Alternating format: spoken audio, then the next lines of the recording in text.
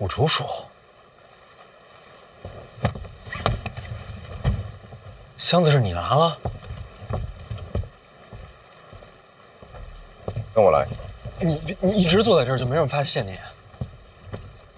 也是。你是谁呀？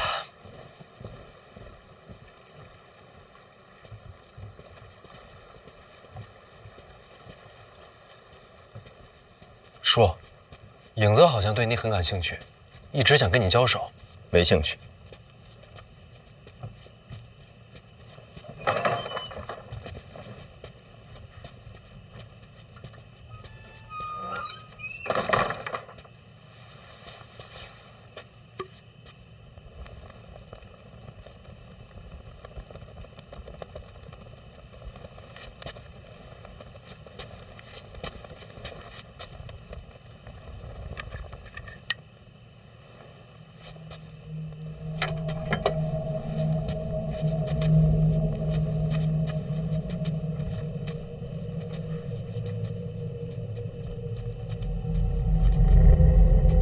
说，你到底在找什么？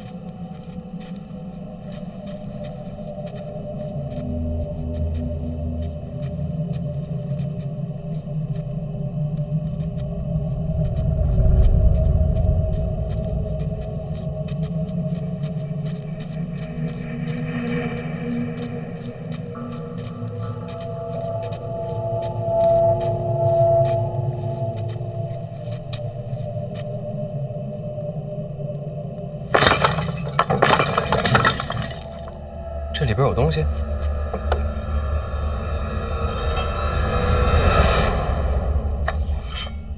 小姐当年苍山住过。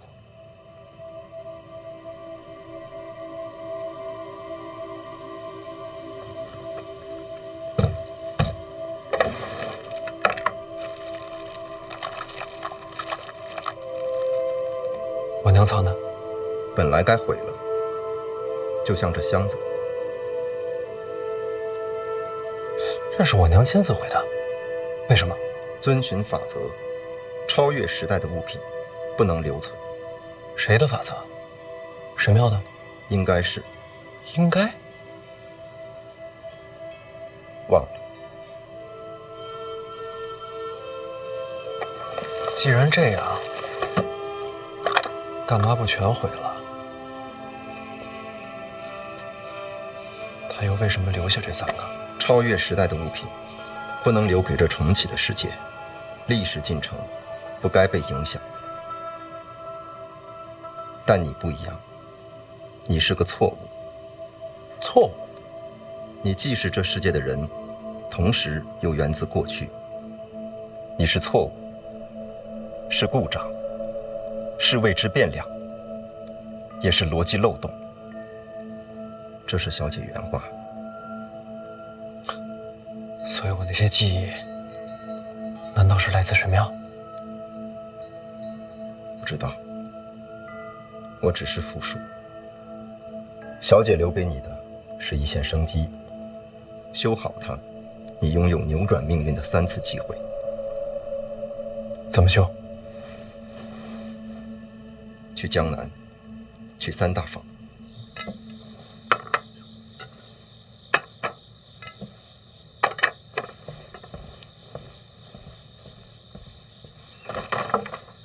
这3大房就是内库的根基。这谁不知道？内部前生根基就是3大房。往年那些新奇货物都是从江南出来的。我问你们，3大房如今在谁手里啊？当然是江南的名家呀。名家向来以长公主马首是瞻，他们真能把3大房交出去？名家即便是富甲江南，也不能抗旨吧？抗旨是肯定不会。交什么？怎么交？这都是讲究。你我都是做买卖的，这还不明白吗？这么来说，范闲接管内库，前景不明啊。没错，咱们可千万不能让他给骗了。这万一买了什么库债，他将来拿什么还呢？所言极是，绝对不买。那咱们睡一觉就走。谁买谁是王八。对，谁买谁王八。王八，来，这都是超越时代的产物。三大房里到底有什么？连这都能修？要你亲自去看才能知道。江南总是要去的，我娘的产业，我得替她拿回来。当初为什么不把这两个放一起啊？直接装这箱子里不行吗？小姐把这留给你，却又不想你真的修好它。为什么？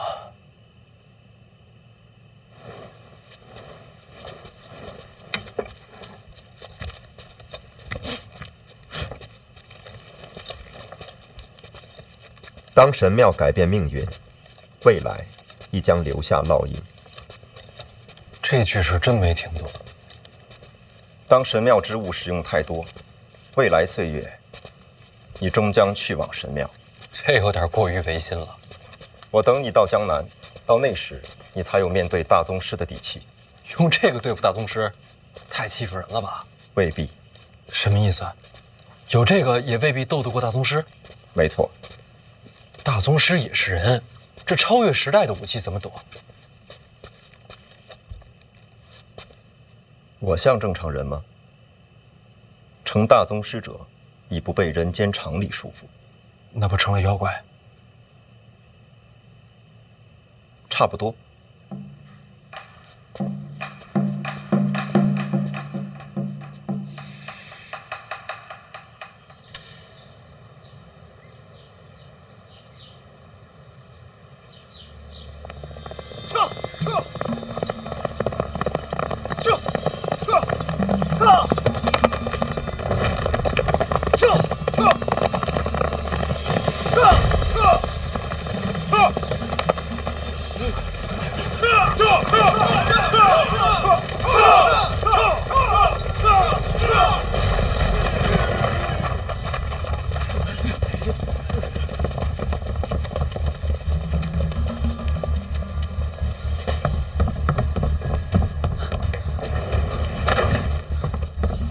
宫内传出消息，陛下要范闲回京都共赴赏菊大会。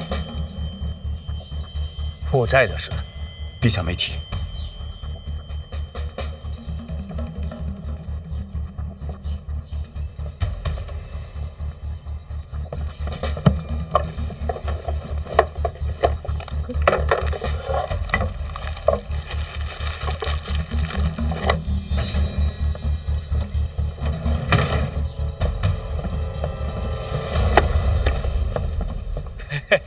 哎呦，你听说了吗？赏菊大会的事儿。赏菊大会无关政事，邓范闲应该也是看中他的文采。对，没错。诗词歌赋、雕虫小技而已嘛，他终归担不起内库的大任呐。对，您这是？我得去个茅房。我呀，早上起来得遛个弯儿。哎，请便，回见。哦，对，这。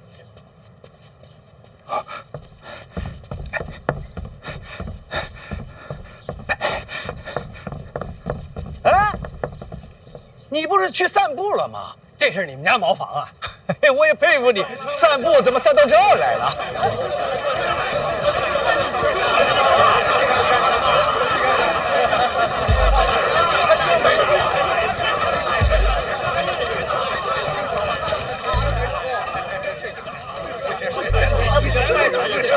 小范大人，刚才赏我的官粮一定给我留着，我现在就回去取钱，今日就能返回来。哎，你怎么也在这儿啊？你昨天怎么说的？这王八这个，哎，这王八，他买到库债了，告辞。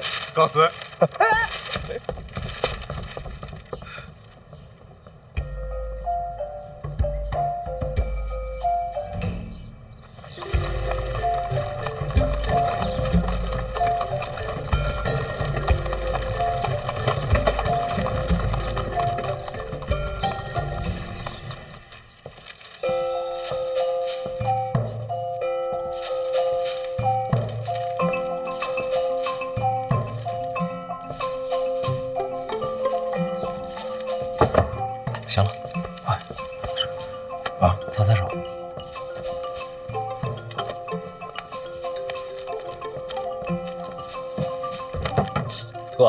我总感觉这数不对呀。有人可能没带够银票，回家取了吧？我粗略的算了算，都不止2000多万两。数量有限，又有溢价，这都能卖完，多亏了你。内库债权都分出去了，怎么还不高兴？说到底，他们选择买库债，还是因为陛下要我赏花。陛下荣恩，前景无量，选择债务共担，这样一来，可以说以后你便是他们的靠山。是，也算是一种投资嘛。只是，他们没有人能真正明白库债究竟意味着什么。国运与货币相连，这说明代表所谓财富的含义已经远远超越了过往的限制。哥，这几天我一直在琢磨你说的话，你说这庆国和财富之间，是不是不光是国运这么简单啊？好像还有别的联系。啊，这些商贾们因为陛下器重你，所以选择相信库债，相信内库的前景。所以其实他们看重的不光是你，看重的是皇上，看重的是皇室的信用，是庆国的信用。没错，金银数量终究有限，而庆国的信用才是货币的基础。对，不光是庆国，北齐的信用也代表了北齐的财富，所以国家的信用就是财富。国家信用是财富，是货币的基础。那这之间缺什么呢？货币、信用。咱们出去，让他在这儿仔细想一想。货币、财富、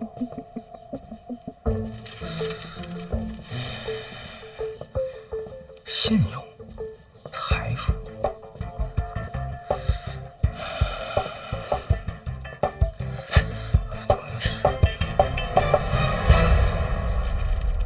货币、信用。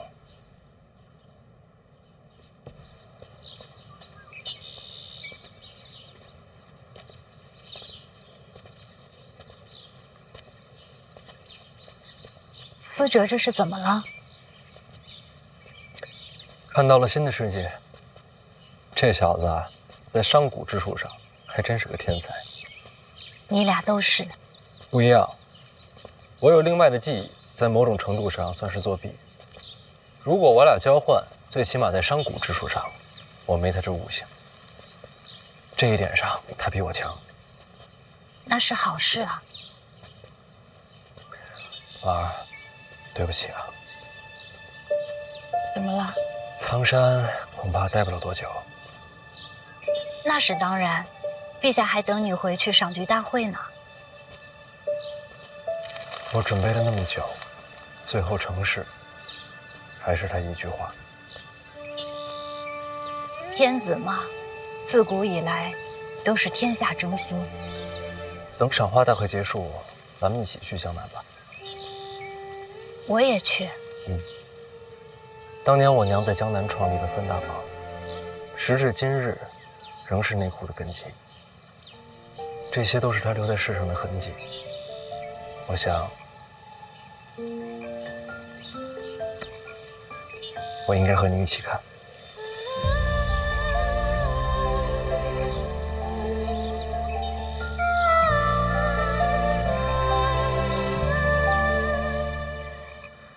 那国家信用连结着货币，那平衡这两者，得需要一个铺子呀。但我从来没见过这种铺子。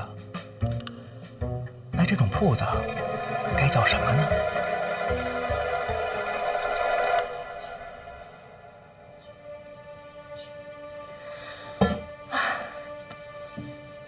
你找把火铳，练练瞄准，你手稳，使好苗子。保护范闲是个秘密。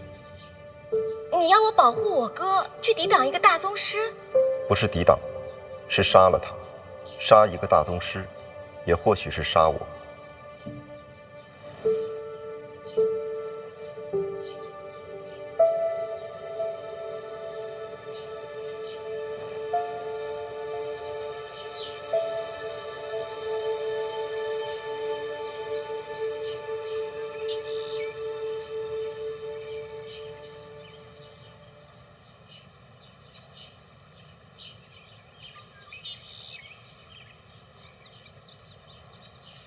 他们两个准备战多久啊？你要敢打扰他们，小心我给你下毒。哎，你说，武大人今日会出现吗？哎呀，他出现不出现，切什么磋呀？你不是他对手。胜负不重要，你也是练武之人，怎会不懂？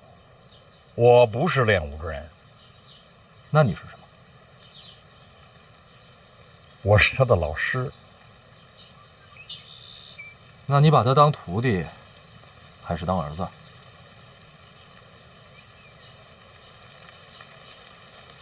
看来今日武大人是等不到，我先回京都，你多加小心。如果武处真的是凶手，天下没有人能活命。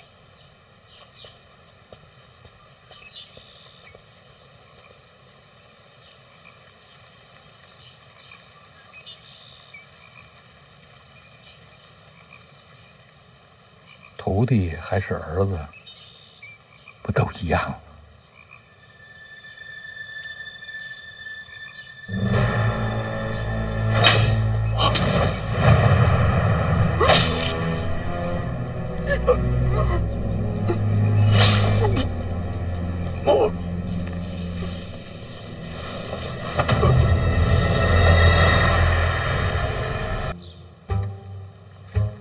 这是什么呀？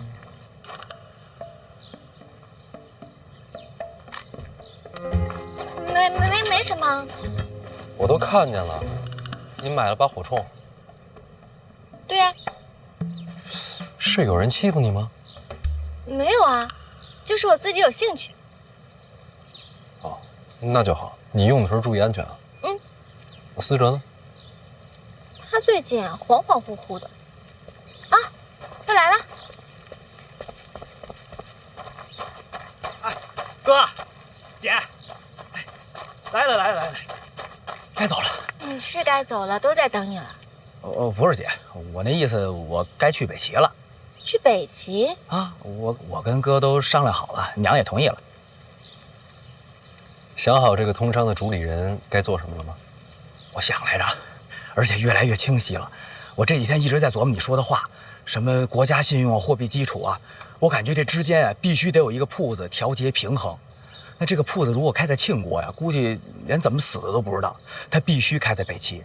北齐现在是大战刚败，百业待兴，正是好机会。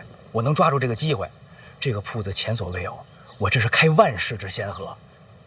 往小了说啊，咱就挣点钱；要是往大了说，整个北齐的国运都在弟弟手心里攥着呢。名字想好了吗？想了，哎，你们俩也帮我参谋参谋。你看啊，那个卖米的叫米行，卖布的那叫布行，咱这个跟钱有关系，叫钱行是有些太直白，太粗俗了。钱它不就是银子吗？所以就叫饭行。那你提银子干什么？我是这么想的，咱都开万世之先河了，咱老范家咱得名垂青史，青史留名。名字可以再斟酌。那饭行不好，那要不叫闲行、弱行、折行？哎呀，算了，哎，回头我路上慢慢想吧。哎呦，哥，你知道，我现在特别激动，我好像就这辈子终于知道为什么而活了。这就叫做人生目标。对，我找着人生的目标了。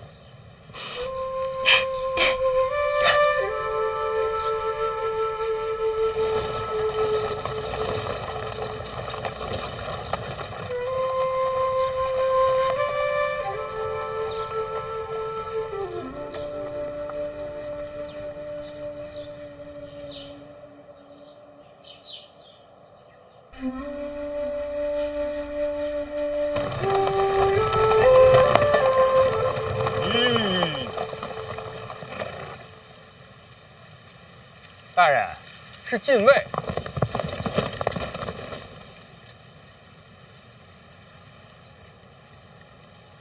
这就是赌我来的。黑旗候命，随时可以冲阵。哎，别，这可是禁卫，天子之师，不用担心。黑旗才是天下第一强军，绝不会输。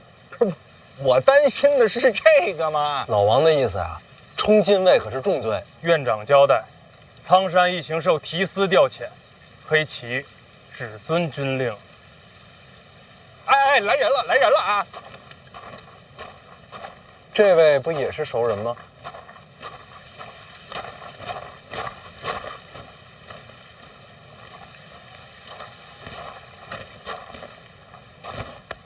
小范大人，好久不见。公统领值守大内，今儿怎么出城了？陛下有旨，出宫办差。那我祝公统领一路顺风。怎么着？要不我们给你让一下？陛下旨意，还请小范大人同行。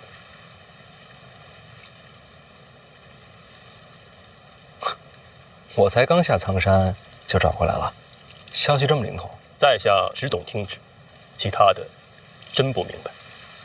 那怎么说？公统领带个路，我们后面跟着。不必劳师动众，只需小范大人一人作业。说是旨意，有圣旨吗？这么小？陛下口谕，该省要省。咱们这陛下呀，还真是勤俭节约。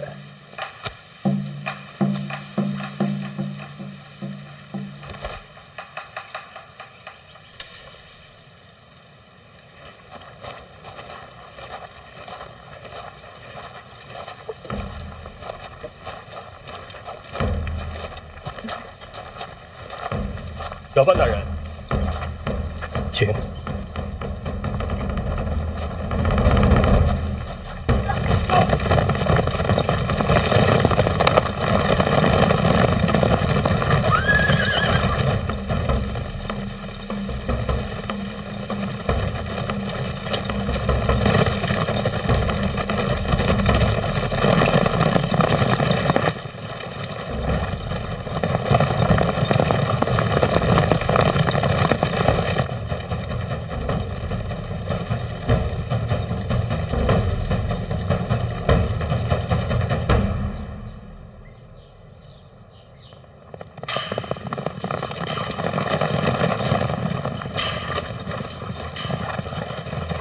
小范大人，这边是皇室历年赏花之地。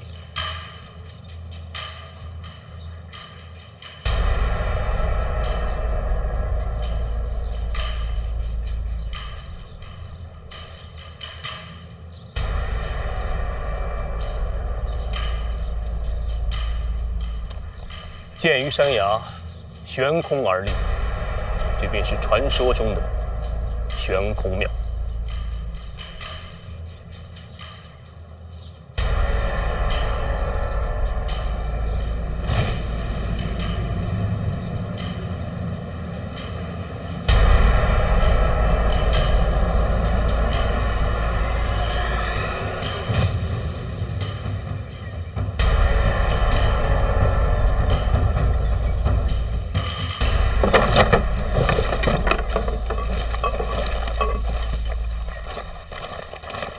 这是庆国最早的一座，据说，是信奉神庙的苦修士一砖一瓦铸建而成。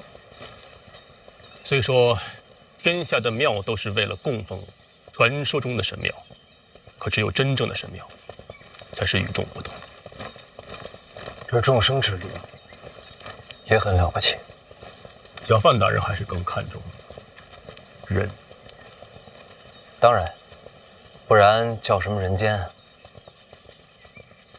过几日便是赏菊大会，咱们的差事就是把这些运到上面去。那我在这儿有什么用啊？陛下说了，这几盆你要亲自搬上去。这几盆有什么特别吗？在下不知，都是领旨行事。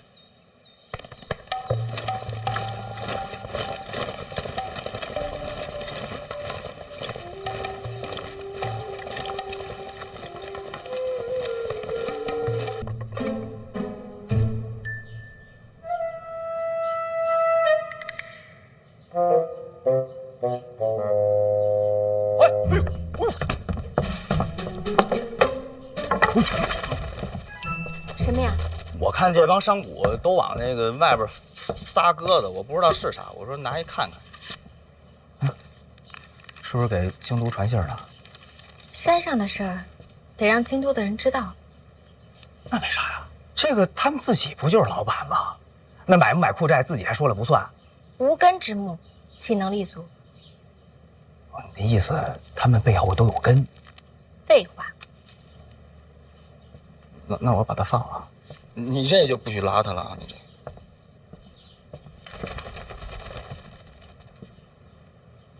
范司者，你还真行啊，还能上台说话。那可不，姐，哎，我这么跟你说，范闲那套厉害归厉害，我都没听说过。但你得这么想啊，我要是都没听说过，那帮商贾们能懂吗？啊，你说范闲拽那些个词儿，什么国运吧，又财富吧，那商贾们根本就不明白，能打动他们的就俩字儿：皇室。你还得意起来？那不该我得意吗？说得意吧，其实还欠点什么，反倒是有点担心。担心什么？我本来以为啊，把皇上一搬出来，他们吓得就把钱全交了。那可是你说，要是把消息传回京都，怎么了？库寨这事儿前所未有，我怕他万一他要是触犯国法，可怎么办呀？那没事儿，那就好。下半场是你说的，军无戏言也是你讲的。要真出了事儿，拿你交差不就完了？啊！还不能憋着这个呢吧？我可是帮他呀！哎呀，我这不能，绝对不能。我们俩现在关系还不错，对，肯定不会。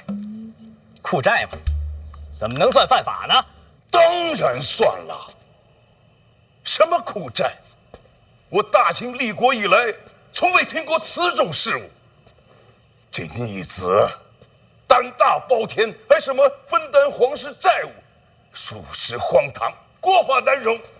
正所谓子不教，父之过。要我说，先把范闲押回来，然后我这上书也抹掉。家风不正，没脸做官，回儋州养老算了。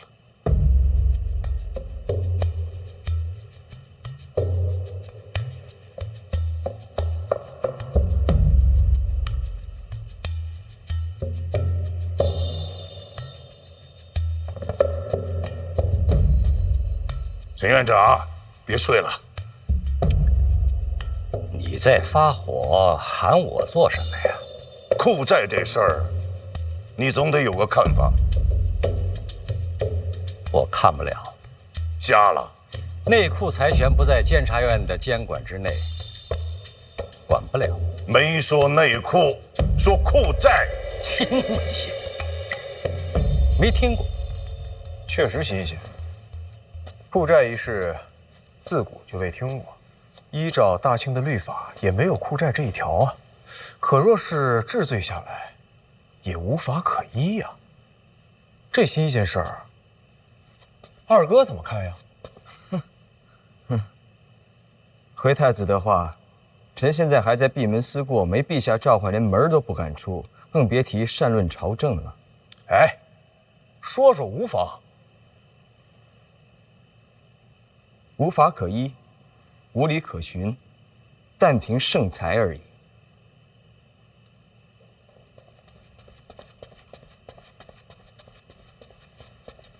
诸位都到了，请随我来。哎，陛下在哪儿啊？不知道。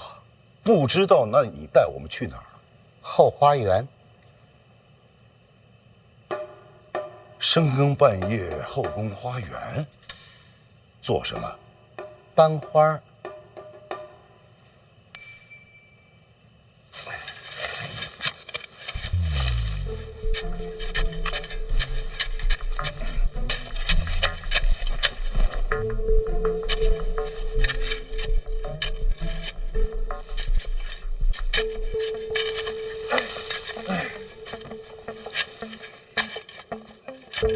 侯公公，哎，你确定这是陛下的旨意？范大人，老奴有天大的胆儿，也不敢假造陛下的口谕呀。这是闹的哪一出？哎，就是班花儿。就咱们几个人吗？那下人呢？陛下早就有旨意，这一片儿啊，不许宫内下人靠近。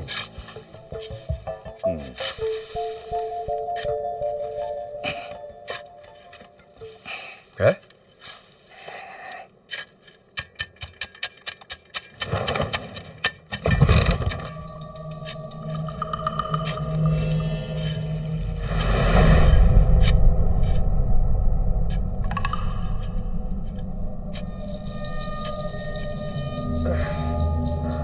范大人，您辛苦。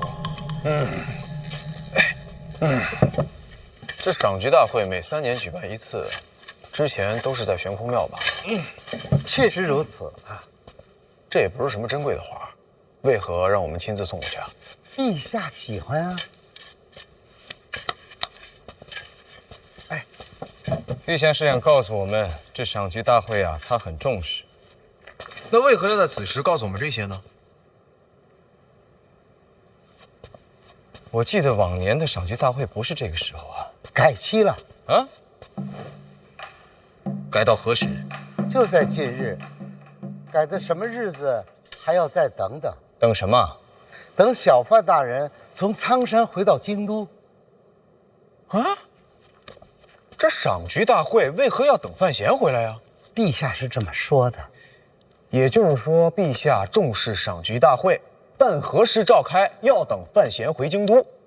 殿下，您说的没错。陛下是想提醒我们呀，赏菊大会重要，范闲更重要。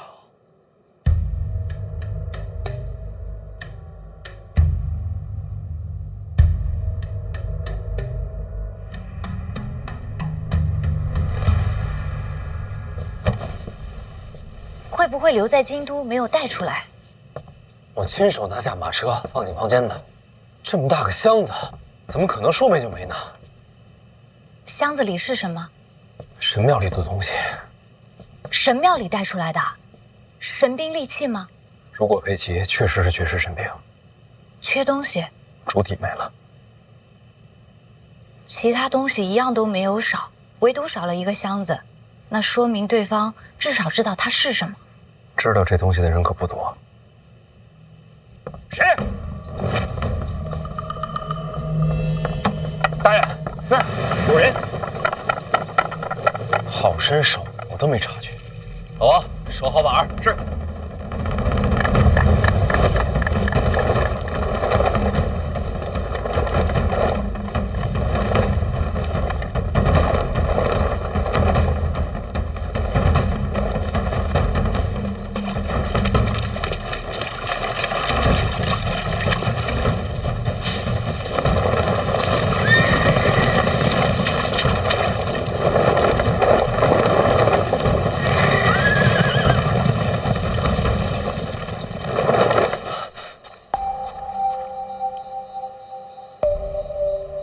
是。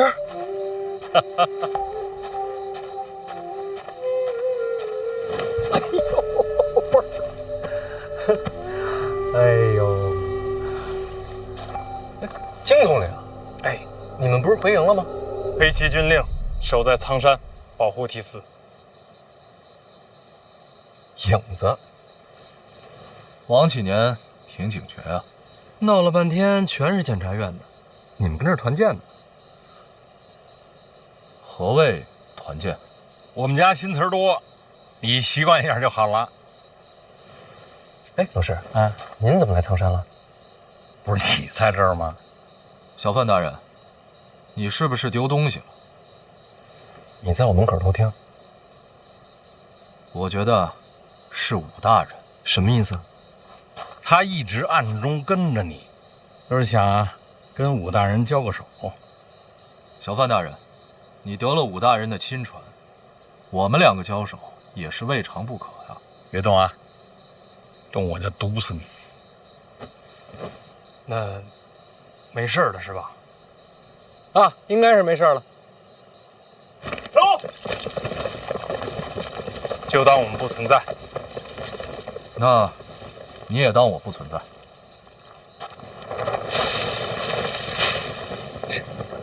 神神秘秘的。走了，老师都到苍山了，上我那儿吃宵夜去。哦，错了，这边。哎，等会儿，我跟你说个事儿。我去江南追查一个杀人案，凶犯到了京都之后，又找不着人了。两种可能，要么就是武大人，那另一种可能呢？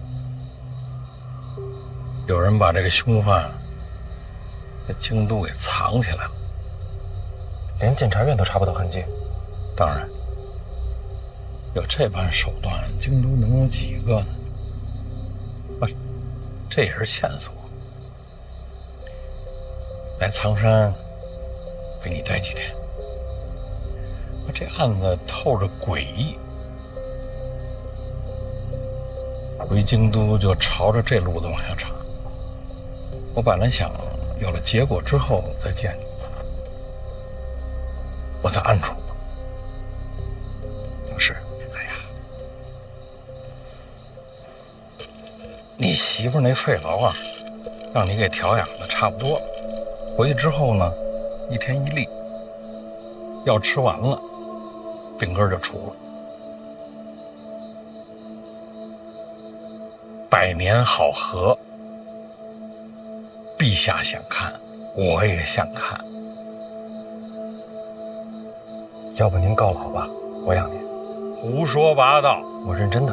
行了，把宗师隐藏在京都，我要是不把他挖出来，我寝室呢？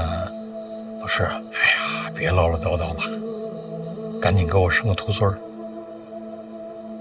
长大了，我教他用毒。回去了。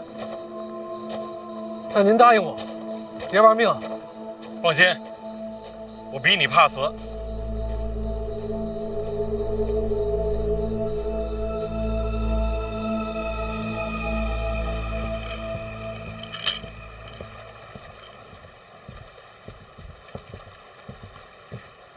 如今就是一座空庙。你看到其他人了？刚听到这上面有动静，脚步声，不算，就是足尖轻踩的声音。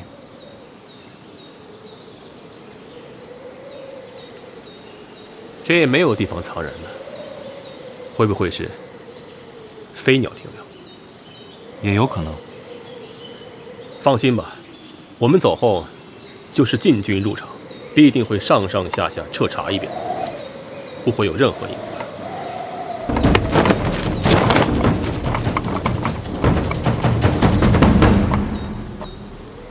好景色。皇室每3年赏菊大会都在此处，就为了这般景色。3年前，我还不在京都。小范大人容生之素，古之罕有。走吧，回去吧。好。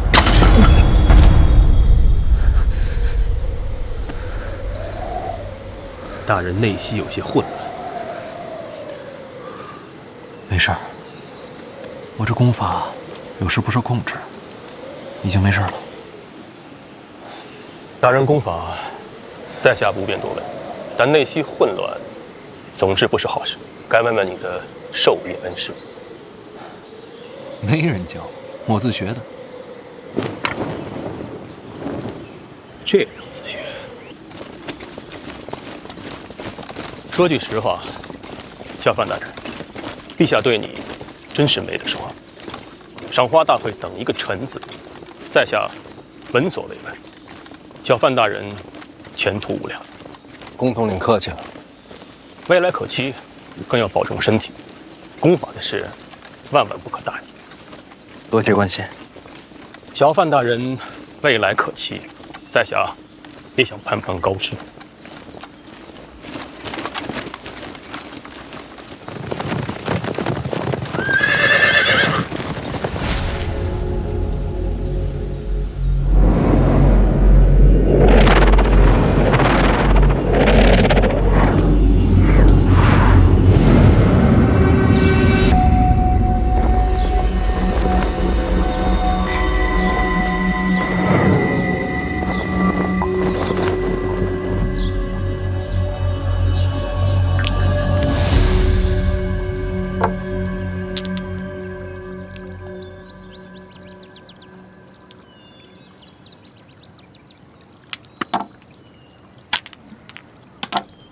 得，我又赢了。尝尝，尝尝。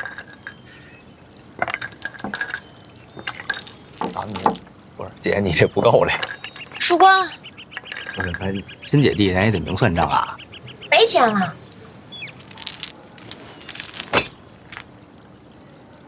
不能玩了，再玩也没钱了。嫂子，你来吧，我让贤。还让贤？谁来都一样。来来来。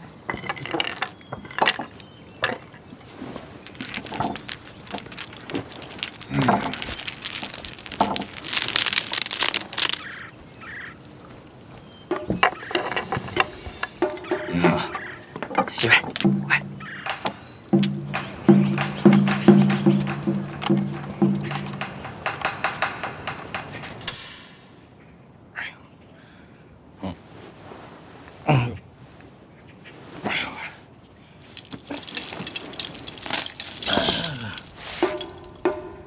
为什么锁着我呀？给我松开！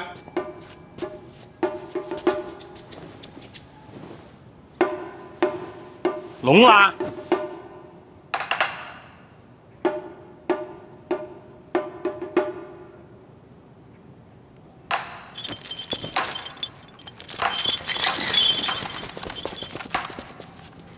小心我毒死你！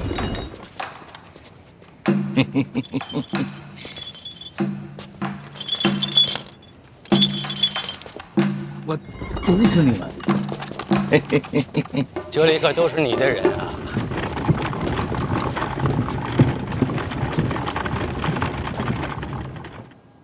毒死了，舍得吗？院长，您甭管，看我怎么收拾这帮小子呢？这是我下的令，别难为他们了。您要惯我？趁热吃。为何管我？吃吧。是武大人对我动的手？这个年纪啊，吃饭行事都要有节制了。这回回京都，我只办一件事儿，追拿凶犯。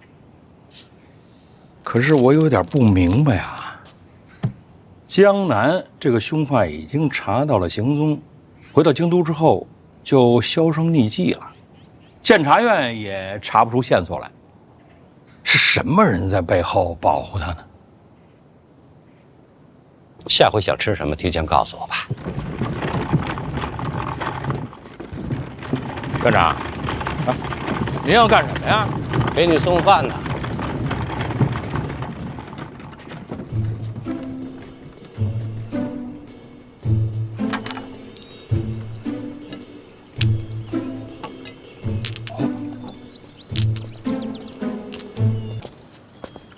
这是怎么了？范思哲一早回来，去跟爹道别，说是要北上。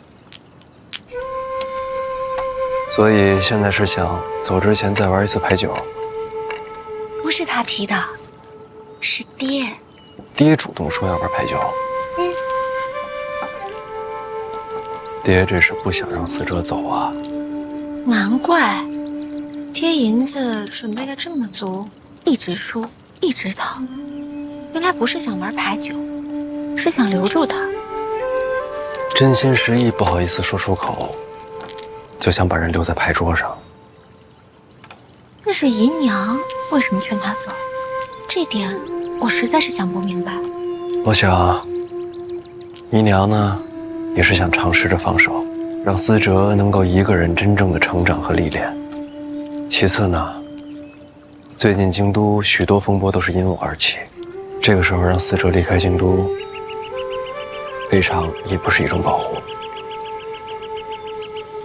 爹，我看牌也都发完了，要不就算了，这再玩下去天都黑了。天黑就吃饭，吃完再继续啊。饭也别吃了，我还得赶路呢。不着急走，早晚得走啊。磨练过了。就够了。孩子长大了，有自己的主意，就让他去吧。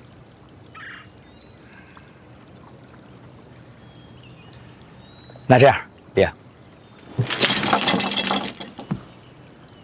一局定胜负。我要是输了，我就走。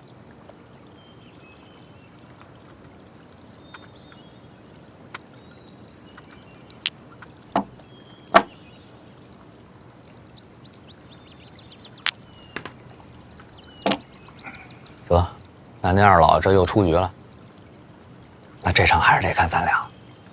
怎么个说法？刚不说了吗？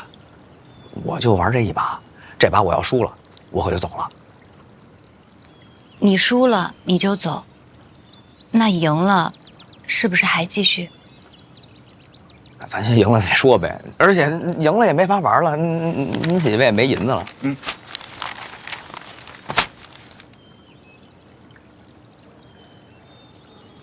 哎，别，你这玩物丧志了这。上次离开是为了避祸，现在没必要了啊！你这次回来确实长大了不少。我跟您说实话，我之前挣钱呢，是为了给您看的。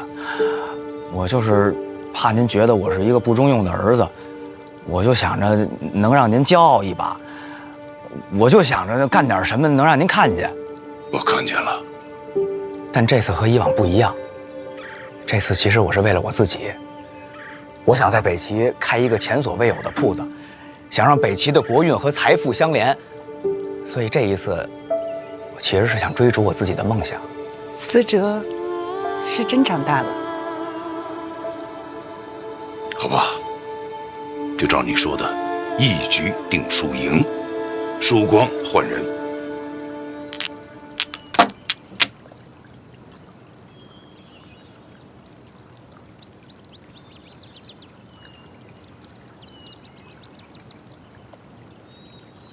爹，我是应该输还是应该赢啊？哎，嫂子，你这不尊重对手了？你这赢跟输是你说的算了吗？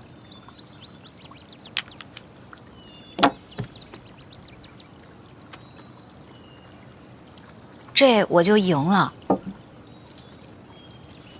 行。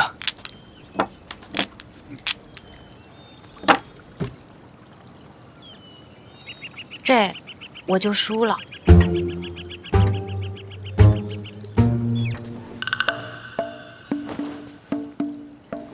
嫂子，你能再来一遍吗？这。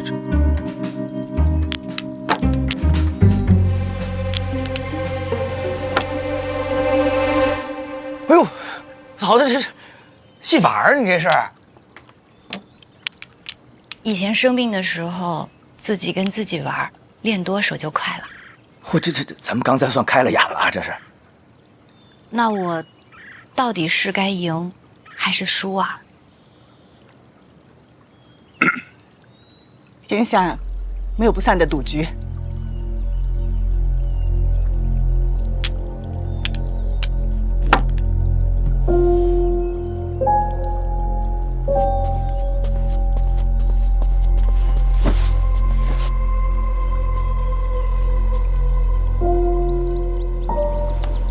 爹，娘，这儿走了。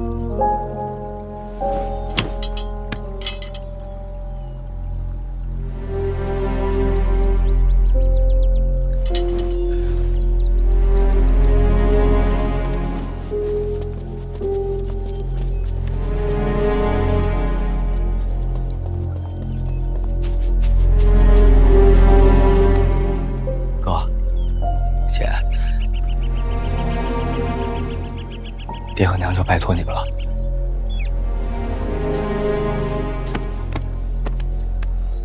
去吧。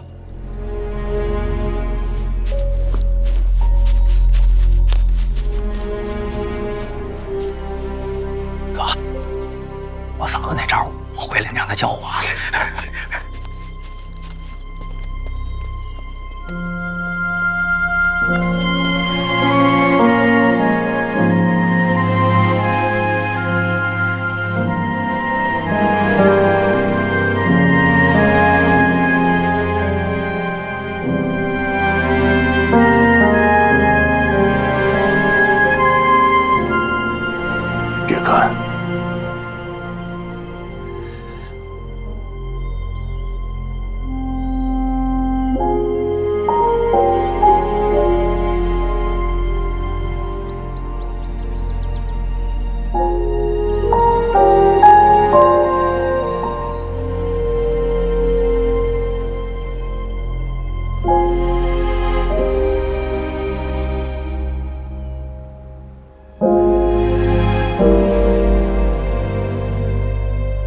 什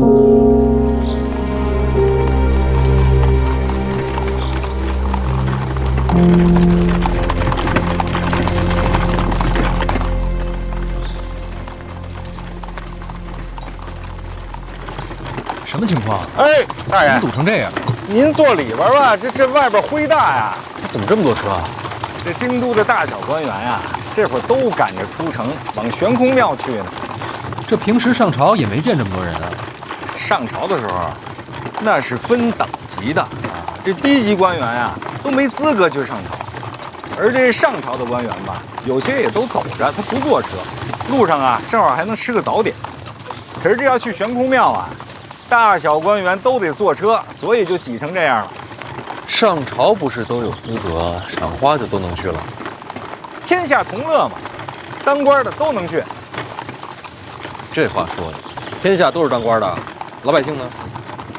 老百姓当然就不能去了。天下同乐，草民不算。有这当官的呀，替他们乐，连乐都得别人替吗？要不怎么叫父母官呢？这操心的事儿太多了。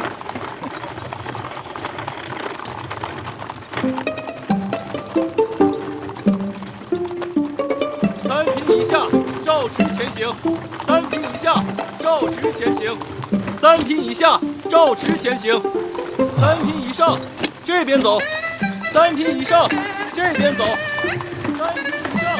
别羡慕了，咱们走咱们的。3品以下照直前行，3品以下照直前行，范闲范大人例外，范闲范大人例外，范闲范大人例外，范闲范大人例外，范闲范大人例外。3品以上这边走，3品以上这边走，3品以下照直前行，3品以下这3品以上的路啊，那就是痛快。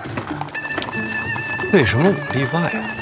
陛下信中呗。不可能，要是依陛下的脾气，这会儿肯定让我跟官道上堵着呢。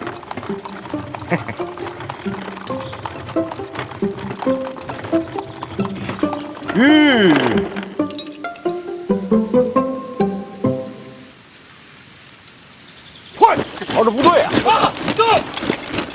大人别慌啊！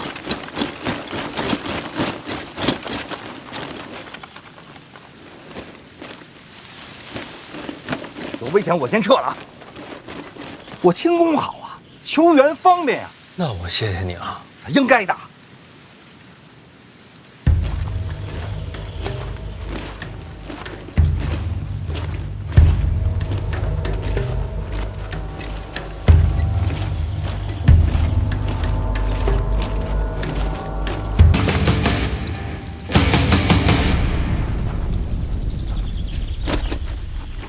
不错呀，嫂，有酒品没？能过招啊！这是后浪推前浪啊！撤！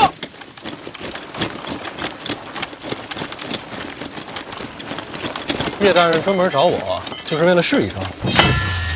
借一个。你啊，一边待着去。啊。范大人，今日悬空庙，麻烦您多照看些。什么意思？陛下有旨，我等禁卫不得打扰赏花兴致，所以悬空庙方圆数里戒备森严，反而悬空庙内只有宫内守卫把守，人手不够啊。叶大人是觉得会有刺客啊？那倒不会，就是心虚。那叶大人何不亲自过去镇守？我必须去啊，但是人手还是太少。为什么找我？赏花群臣中能打的只有小范大人您了。洪自强洪公公不去吗？那只有皇上知道，我也不好问呢。宫典宫统领呢？如果师弟还在，那就不必麻烦范大人了。叶大人，咱俩头回见吧？叶某任京都守备，掌城防军务。如果范大人不谋逆，咱俩见面的机会不多。那你就没想过，万一我不答应呢？想过。什么意思？听说小范大人欠债，一点心意。如果没出什么意外的话，记得还我啊！还你？那没有意外不还我吗？叶大人干这种事儿，干得不多吧？头一回啊。那这是怕出了差错，影响前程？那不重要。那就是忠君爱国。这个有句话你知道吗？叫风什么啊，清什么什么什么什么什么呀？这些人都是我带出的兵，如果有什么差错，最惨的还是他们。有句话叫“刮大风的时候，刮倒的都是一些无名之辈”。风起清平之末。哦，对，就这句。这句不是这么用的，差不多就行。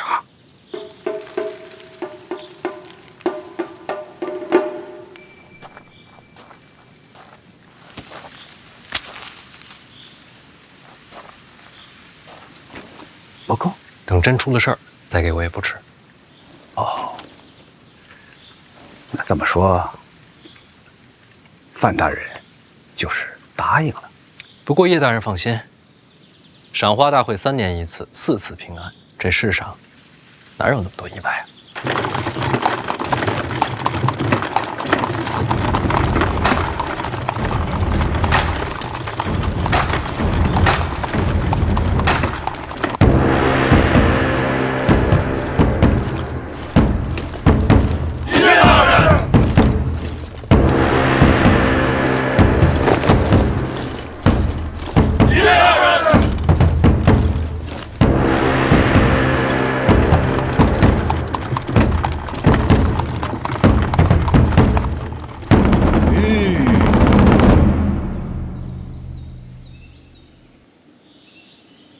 大人，咱到了啊。行，找地儿停了吧。不，咱不是要进庙去赏花吗？懒得凑那热闹。再说了，站那么高，赏的还是花吗？不赏花，赏什么呢？哟，小秦大人，小范大人，令尊呢？嗨，家父宁愿在家午睡。嗨，范尚书上去了。应该是吧？哦，那应该在内层。你怎么知道？陛下在最高那层，下面每一层各按官职爵位分排，井然有序，绝不会错。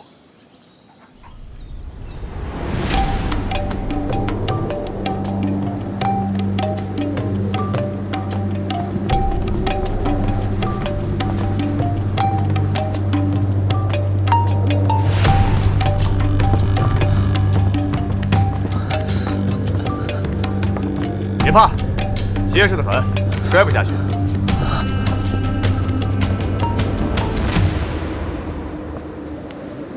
大哥，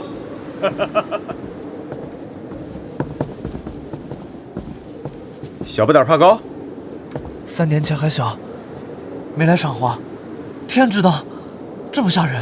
这有什么好怕的呀？你看我，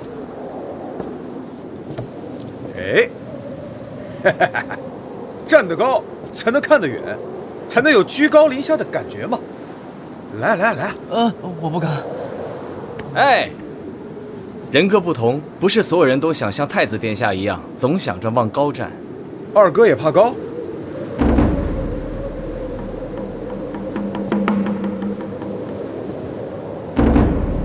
高不高的不重要，有摔下去的才好看。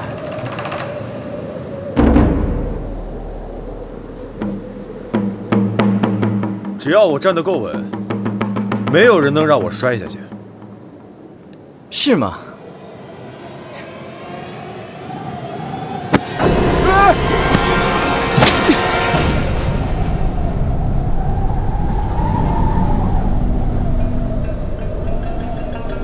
站得稳没用，得有人护着你。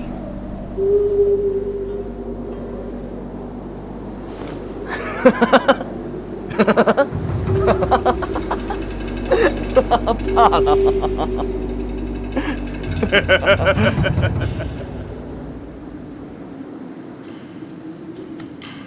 感谢二哥，救命之恩啊！好说。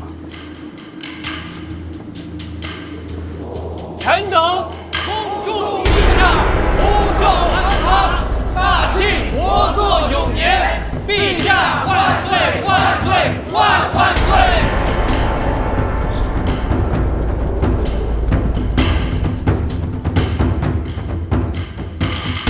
这人跟人呐，一层一层分的是真清楚，分得细才有机会往上嘛。就像小范大人说的，站那么高，赏的就不是花，而是这攀云之路，登天高台。大人，那走水了，走水了，走水！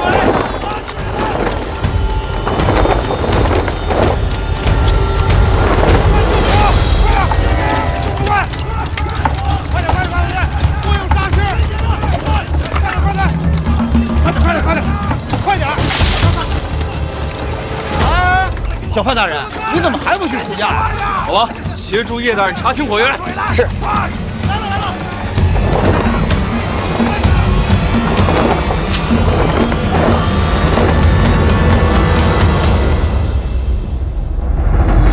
陛下，臣范闲求见。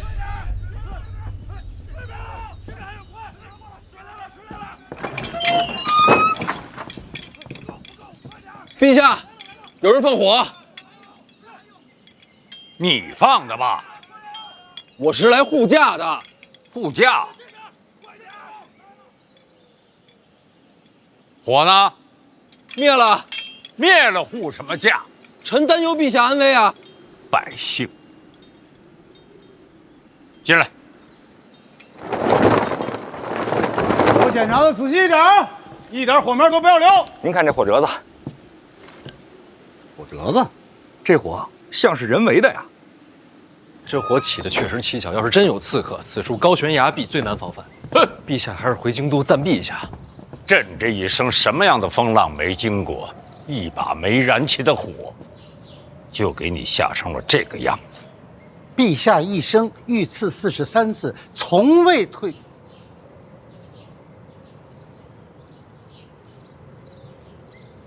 所以陛下今日旨意还是不退，还不服啊？完全不服。你这是抗旨？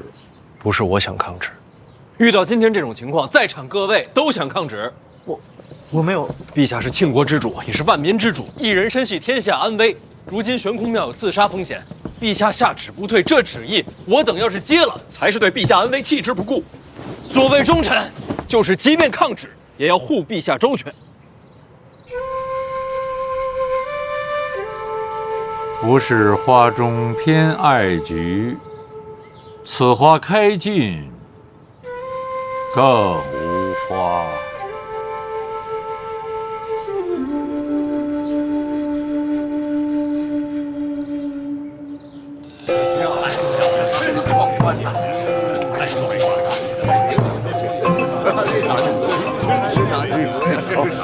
别了，别了，来，真是美不胜收啊！陛下不妨问问几位殿下是否和臣想的一样。父皇，范闲说的不无道理。陛下一人系天下安危，不可不察。你们可是真能说呀！句句肺腑之言。奇怪，范建怎么教出你这么个儿子？回陛下，臣在儋州长大，无人教导，野蛮生长。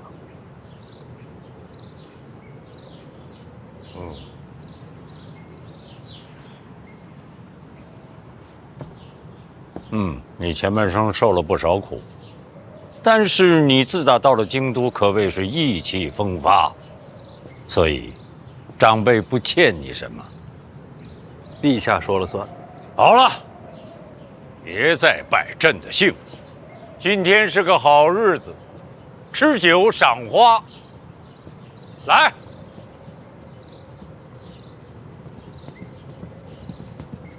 我们喝上一杯。陛下万岁万岁万万岁！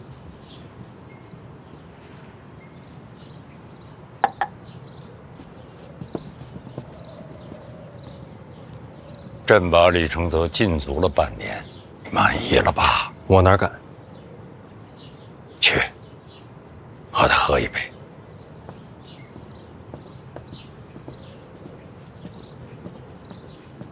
殿下，你我之间不是私怨，该满意的也是国法，并不是我。你我之间总要做个了结，等着那一天，来日方长，指日可待。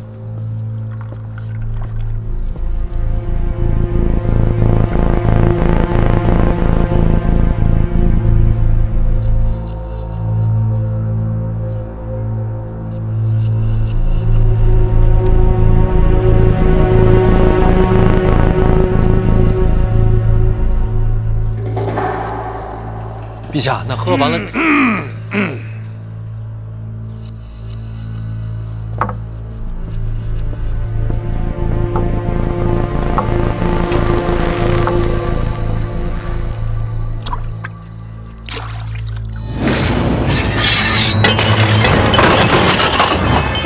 有刺客！保护陛下！保护陛下！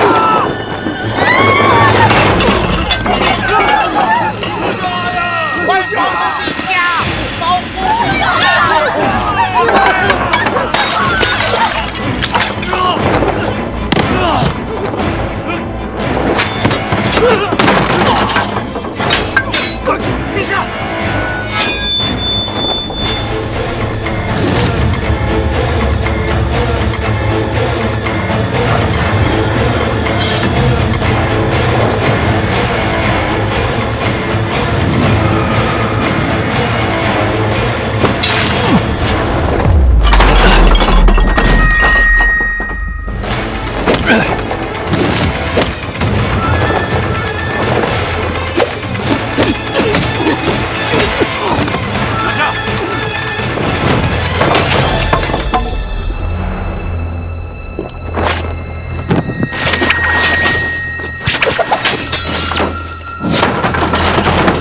听说四顾剑有个弟弟自幼离家出走，抓着他，我倒要看看这兄弟二人是不是直呆之徒。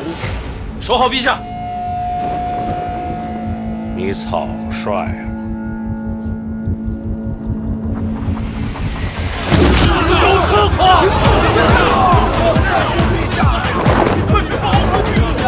保护陛下！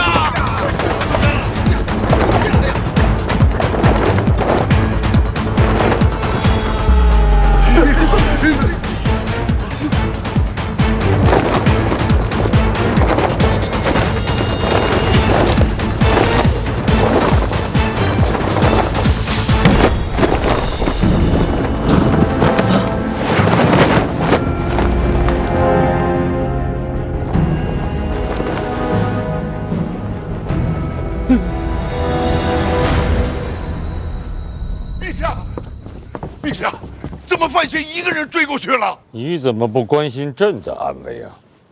陛下气运如钟，自然有惊无险。可我儿子……别担心，进位封山，范闲不会有事儿。可是，来，陪朕赏花。